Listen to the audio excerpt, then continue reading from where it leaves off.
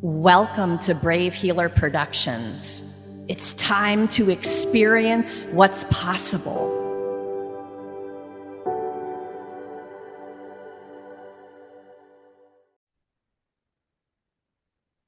So, what if there's something you haven't learned yet that could change everything?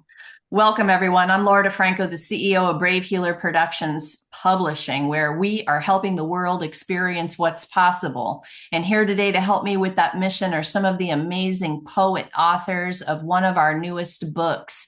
You guys, this one, this is a passion project for me. This one is 100 Poems and Possibilities for Healing, Volume 3. In an amazing series. Check out that sunrise, y'all. Shout out to Davide De Angelis for the cover art. Shout out to Kelly Kashula for our interior design. We went other level with this book, and I am so in love with it. Look at all those people down below that said yes to this project. They raised their hands, and I have 3 of them here in my Zoom room today. David McLeod is a certified master life coach who supports middle-aged men and women to clear unconscious, limiting beliefs in order to transform their lives into magnificent works of art. I have Lynn Fry with me. She's a strength trainer, author, and poet. As CEO of Lightness of Spirit Transformation Coaching, she empowers clients to thrive in mind, body, and spirit. And Melanie Barnes, aka Mel the Evangelist, is a storytelling poet who crafts healing moments with her pen, inspiring connection, reflection, and transformation through the power of words. I mean, come on, you guys, those bios. I hope everyone is super excited to meet you today. I know I can't wait to get into this. Melanie, you're going to start us off. Do you remember when you first started calling yourself a poet? Ooh, Tell us the story. yes. It's approximately 2.5 years ago now, actually, just about 3 years. And I had started writing, my story, and I noticed that there was poetry in my story. It literally began to be a poem, and it wasn't so much that I started out writing a poem for this particular story, but once I saw it, I couldn't unsee it. And so from that point on, I started writing more and more, not just stories, but poetic stories and poems. And and i and I looked in the mirror one day and I said, hey, you might be a poet. And so from that point on, I started going to open mics for a different reason, because prior to that I was going for other reasons. I do a little comedy and things of that nature as well. And so the poetry just sort of blossomed, and I took it on. I accepted the call, I guess you could say, and started calling myself a poet. So it's been, yeah, 2.5 years. That's hard for me to believe. It's only been 2.5 years since you've been calling yourself a poet. You guys, I got the very big gift of being in person with Mel this past Saturday to listen to her perform one of her poems. I loved that poem. I loved it. I loved the way you performed it. I loved everything about it. And I'm just listening to your story thinking, no, it's been longer than two. There's no way. But hey, I think sometimes for maybe for lots of us, it was in us maybe for a lot longer than the moment we declared it. Yeah. Right, Mel? Yeah. Yeah, I would Yeah. say so. I Yeah. would say so. But hearing you guys talk about it turns me on. So, okay, so let's move over to Lynn and hear the same story for Lynn. Lynn, do you remember when you first started calling yourself a poet? I think my love of poetry came when I was in grade school. We had to memorize all these poems and read them, or just say them back, recite them.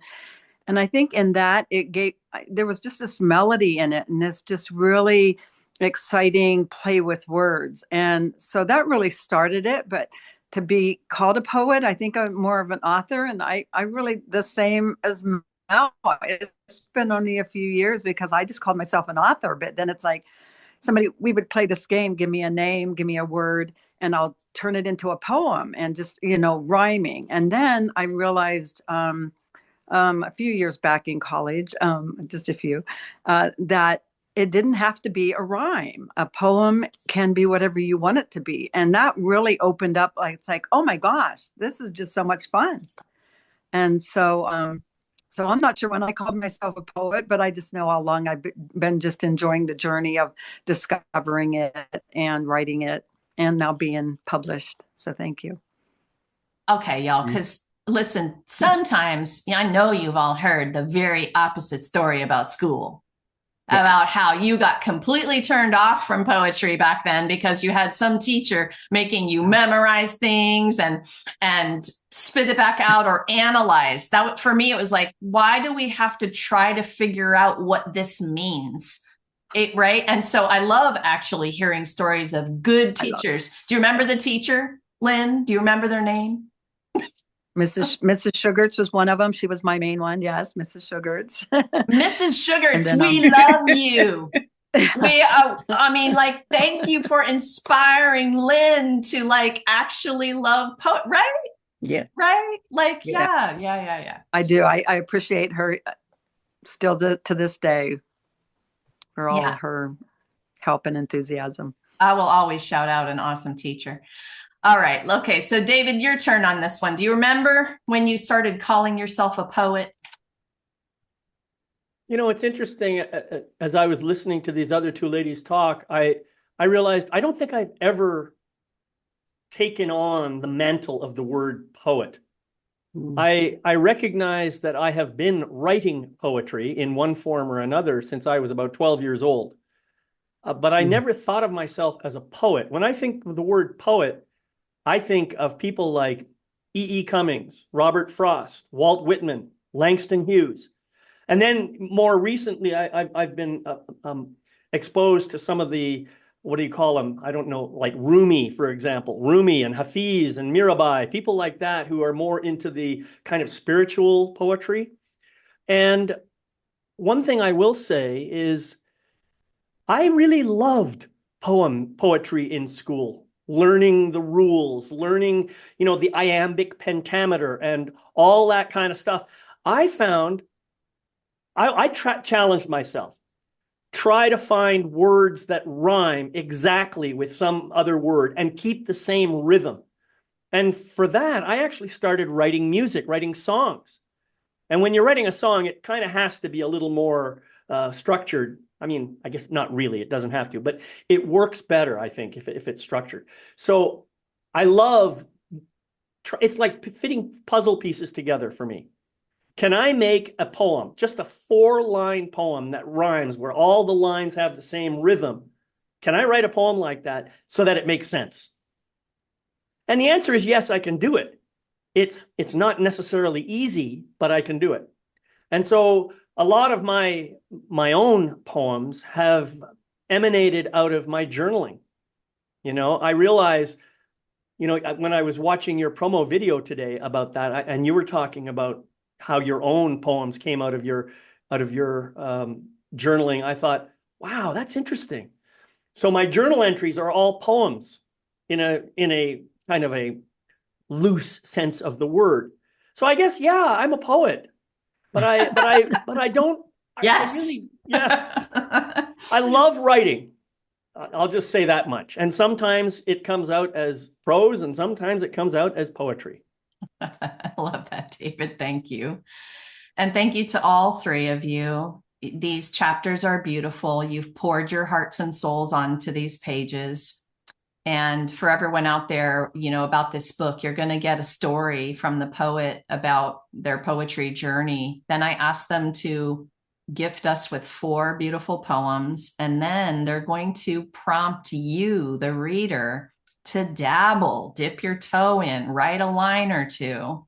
And I wanted this, because of my journaling history, I also wanted a book that you could then write your own thoughts in, because I don't know about you guys, but poetry, out of almost anything else, will inspire me to write poetry. So I'll steal a line and I'll write an entire poem on that line that I loved, and this is what I love about that. So Thank you all for doing what you did in these beautiful chapters. I think there's a lot of things I want people to understand about poetry. There's so much, but I'm going to ask you all first, and I'll add my 2 cents later. Lynn, what's the most important thing you want other people to know about poetry? There's so many aspects of it. It is fun to read, it's fun to write, and it's challenging. And when you're trying, I think when you're trying, I've tried to do it, and it's harder than just letting it flow. And that's what's so nice about it. And sometimes even the rhymes, like Dave was talking, putting something, and sometimes it just comes out and it just flows. And I think that's just, for people to just experiment with it and just play with it. And you're probably got a poet inside you as well. Yeah, perfect. I love that. You're so right about the trying. It's like make myself try, then nothing happens, but I'll be inspired all the other times I just let go of that. And I love that you said that about that. Okay, David, how about you? What do you want other people to know? What's that most important thing? I believe that poetry is the language of the soul. Poetry doesn't really, it does, I guess in some way you use your mind to help construct it, but the words and the thoughts and the feelings and all of the sensations that you're describing are coming from the soul. So my invitation to people is don't censor anything, just write what feels true to you in whatever voice feels natural to you, and just let it flow. Like Lynn says, flow. That's a powerful word. And just to tag on to what you were saying, Laura, stealing a line from someone else's poem, I think it's a brilliant idea. I do this myself, by the way. But what I will do is I'll take maybe 10 poems that I like from other people, and I'll choose a phrase from each one. And then I'll collect all those phrases and I'll say, okay, what can I write that somehow combines all these phrases, which to my mind may not have anything to do with each other. It's just a fun exercise to allow my creative engine to power up and just let it come out. Yeah, I love that. We're so lucky in this area in the DMV. We've got this one place that I love called the Writers Center over here in Bethesda, Maryland. And I love taking poetry classes. And I remember somebody going through an exercise where you would just go take a line here, take another line there, and then do the puzzle.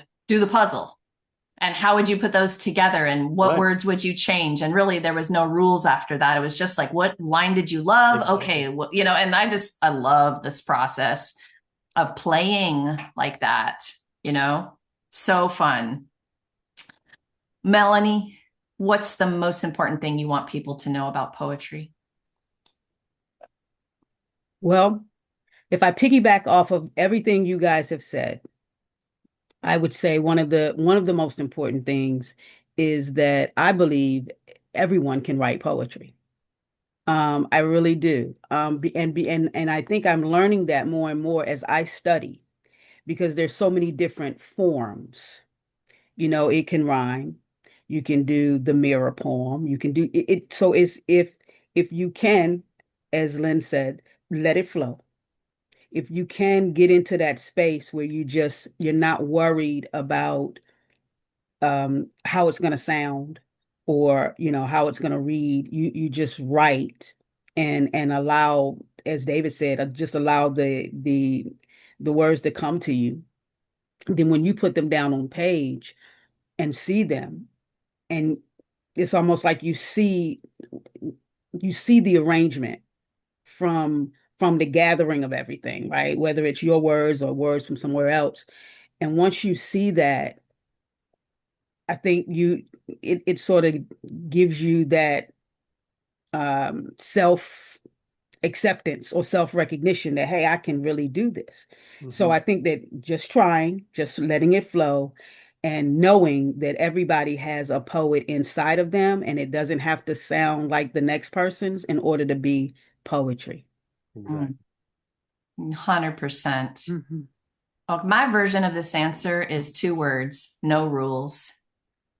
And there's plenty of rules you can learn. And like David said, it's fun to learn new things and, figure out how to do it and and there's so many classes you can take and you can go learn all the rules about all the different kinds, but really don't let that block you from trying something. No rules. And there's, another way that I think about this for myself is the priority is my own healing first. So I write to feng shui my soul. Y'all have heard me say that before. I write for me first. If it turns into something, cool. But if I just drop all that expectation and pressure, then usually I can open up that channel and let that flow. And that is fun. And it's healing. It is, you talk to poets and they'll tell you it helped them survive. It's a healing tool. It's a survival tool. It's a thriving tool. Yeah. I know I'm gonna get lots of nods on that one. Yeah, sure. All right, we got the biggest gift for you guys now. Our poets are gonna read for you. And I wanted to include this in the interviews for the book because there has been something that has happened so profoundly in my own life where when I took it from the journal to maybe reading it to myself, to reading it to other people, to publishing, more than my mom and my BFF might read that, and then grabbed a microphone. And that's Brave Story Medicine, you guys. That's the method. That is what we're up to over here at Brave Healer Productions. It's like, how brave are we going to get along this trajectory? Can we grab the microphone at the end of the day and possibly change a life? It's big potato stuff to me. So I invited these beautiful poets to choose a poem for you to read today. And we will finish up today with that. So David, you're first up, and I'm going to get you all set up here. So give me uno momento to do that. And we'll make sure you are ready to roll. Okay, David, we are ready. Go ahead and introduce your poem to us and give us that read. Well, thank you, Laura. And friends, this poem is one that emanated, as many of my poems do, out of one of my journaling sessions. It started with a quote that I just made up out of the top of my head. Anyway, the poem goes like this. It's called How Wise I Am. Experience is knowledge with scar tissue. Wisdom is knowledge with wrinkles. Thus wrote a great sage whose name slips my mind at the moment. I seem to have more of the latter these days, wrinkles, I mean. And into their deepening folds fall ever more of my memories, like hapless coins into a dark wishing well that never gets emptied. As I age, my recall weakens and grows error-prone, delivering memories I don't actually search for, and yet, so I'm told, I'm becoming wiser. How ironic is that? I don't have many gray hairs. My years seem to show up more as a soft middle bookended vertically by underused body parts. I don't look particularly old. I don't look particularly sage-like. Memories don't always come when I call, or if they do, I sometimes don't recognize them. And what is a memory anyway? A flicker of light across the night sky, a quickening heartbeat as a child is born, a waft of cloud drifting past the sun, a cool breeze in the middle of a warm day. Is it light? Is it dark? Does it have a smell? Does it have a color or a texture or a temperature? All, none of the above, it seems to me. Paradoxically, a memory seems to have momentum without any mass. What is a memory, really, if not a rusty anchor in the ocean of the past? Occasionally, I do remember clearly. A smile when that happens, and my inner imp does a little jig and clicks his heels. Beware, world, one of these days I might just remember how wise I am. So, friend, that's it. And I hope you get something out of it and take it as yourself, or take it as your own, because how wise are you? Yes, David. Okay, give me a second to bring everybody back into the room so that we can all do the amazing snaps and claps. It takes me a second, you guys. Okay, pinning everybody. Now we can wave at you, we can snap at you and clap at you. Oh my gosh, wisdom is knowledge with wrinkles. Yeah. And memory, a rusty anchor in the ocean of the past. I'm writing lines down. This is what I Oh do. boy. We're gonna see you're gonna take some of these and write your own poem? Maybe Yeah, all the, right. the anchor got me. I'm like, oh yeah, there it is, right there. Can't wait to see what you come up with. Thank you, David, for that beautiful gift. Okay, next up is Melanie Barnes. Give me a moment to spotlight you, and we will get this one going. Okay, Melanie, we are ready for you. Excellent. Thank you, Laura. This poem was, I guess, inspired last year. I had an engagement coming up, and we needed something about family, and this poem is about my father and about my storage. So I sort of combined the two together. And the reason why I'm choosing to read it today is because I was my dad has been deceased now for 2.5 years, right after I started writing poetry, or right before I started writing poetry. And I thought about him the other day. I don't know if anyone else has had this experience, and I was like, oh, I need to call my dad. And then I just remembered I can't call my dad. So this is why I'm going to read this one today. It's called Roots, A Journey Home. My home was like a box, a container with no address, just four walls with pieces of me piled high, thrown in corners that knew nothing about the time or the care it took to create and erect the pillars of my life, held together with pieces of my identity, a birth certificate, my baby blanket, several pairs of expensive shoes, many of my favorite things, and a vault full of memories that no amount of time can erase. And they say, I look just like my father. A house can't stand without a foundation, and a foundation is nothing without a home. When the soil is gone, the roots have nowhere to roam, and my history was sold for pennies to the unknown. And absentee notes from my father was the emptiness in my songs. He was supposed to be the steel beams and the concrete beneath my feet, but his absence was more like an infectious disease that could have been cured with just a little stability. Instead, he chose to do his own thing, wandering through life without really knowing me, carelessly disposing of childhood memories. And kids, well, kids say the darndest things. You can talk about my daddy, but not my mama, because those would be fighting words. And even though sometimes my mama started fights with words, talking about you look just like your damn father. And even though my mama didn't curse, her words still administered the same hurt. See, they should have been words that would have stirred up excitement and made me feel good about myself, but instead they had the opposite effect. Maybe it was the disdain in her voice or the pain in her face that gave it away, or maybe it was the way she looked at me, shaking her head in disbelief, asking, how is it that you are not more like me? You look just like your father, taunting me with her words and making me feel like her enemy. And I know she was only trying to pour into me, because a mother's love is not the enemy. Wanted she just wanted to pour into me unconditionally, but her hurt made her utter, why can't you be more like me and your brother? You look just like your father.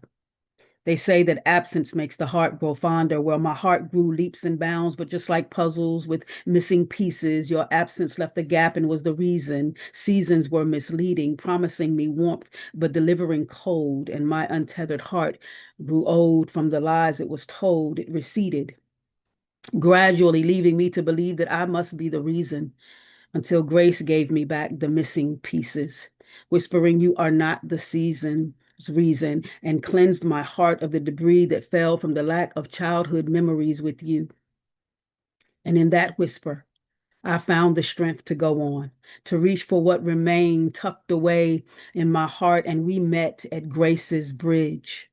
Laden with the forgiveness to mend the brokenness within, we dug through generations of barren soil, planting seeds where love was soiled, and grace watered our roots while forgiveness ran deep. Then, with the quickness, I lost him again. Just as I got him back, his soul took flight, and away he went, along with the memories of the possibilities of what might have been.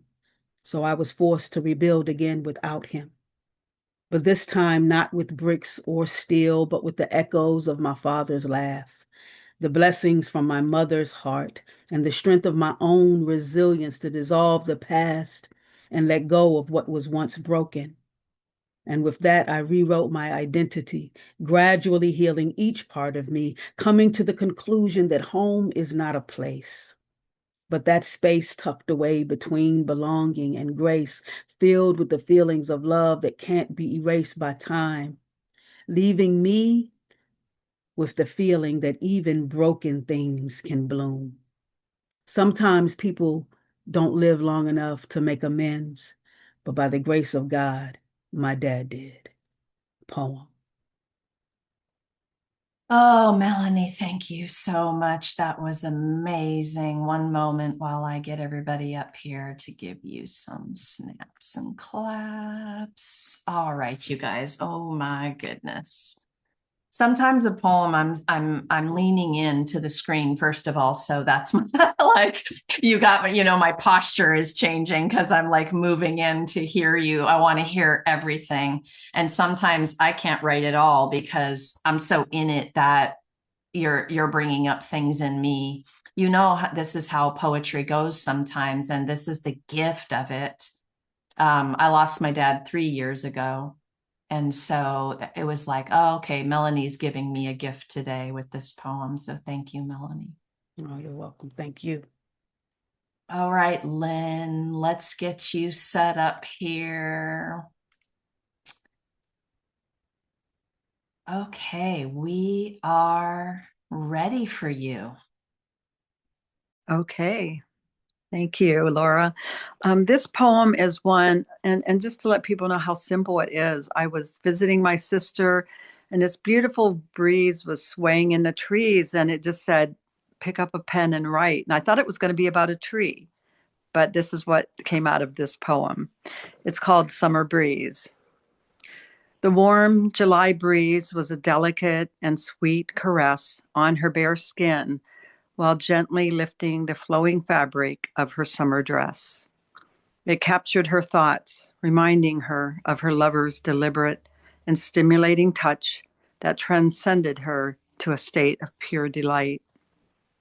The breeze continued to swirl her skirt, slipping underneath the flowing material, distracting her thoughts with her body's response. The loose fabric suddenly felt restricting as her skin craved for more exposure to the titillating source, creating an innocent but arousing manipulation of her body and soul.